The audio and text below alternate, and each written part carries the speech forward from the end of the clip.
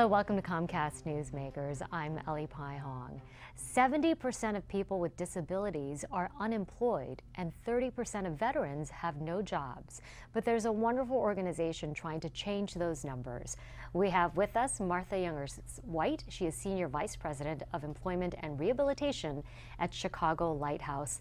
And she is here joining us today for this discussion. Thank you so much for coming in. Appreciate your time today. Thank you for having me. Those are pretty high numbers, 70% and 30% of veterans. And these are folks who want to work, because it's not just about work and getting a paycheck. It's really about independence. That's correct. And finding competitive employment is something that the Chicago Lighthouse has been working on to ensure that people with disabilities and veterans have an equal chance to have that working for their living. We actually do have some jobs available through our call centers. We have the Illinois Tollway Authority that has jobs that we can offer to people who are out there looking for employment. You guys actually have 5 call centers that you operate for various companies. That's correct. And some are at our main location at 1850 West Roosevelt. Some are on the UIC campus. But either way, our employment service is there to meet with individuals, get them job ready, give them any training that they may need to find that job, and then place them and follow them to make sure they're successful. Yeah, it's not just about making sure they get that job. You are really focused on employee retention as well. That's correct. So if they have various needs like accommodations that may make them successful in that employment, that's something we have an assistive technology unit that can meet with the individual and the employer and try to figure that out to make sure that they can do those job skills on their work site.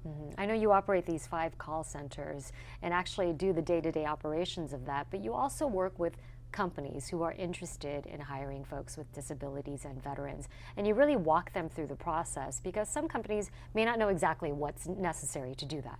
That's right. And so we encourage employers to contact us if they're looking to hire people with disabilities or veterans.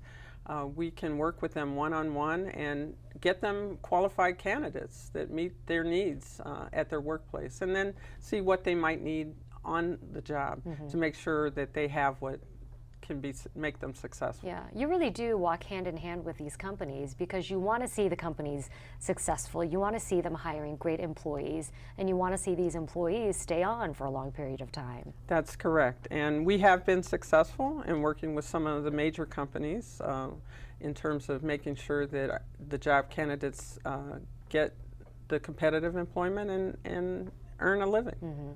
Obviously, you guys are a nonprofit agency and receive some amount of state funding, and some people may argue there are so many worthy causes.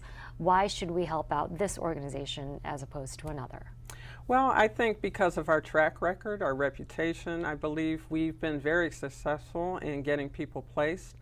Certainly working with people with disabilities, sometimes they're underrepresented in our workforce, as well as veterans. And to have that kind of mission and have the success that we have, I think that's a worthy cause.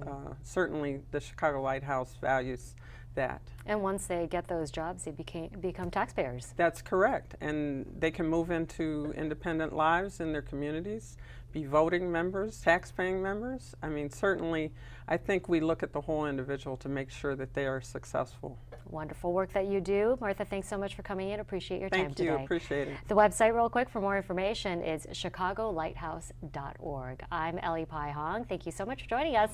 We'll see you next time on Comcast Newsmakers.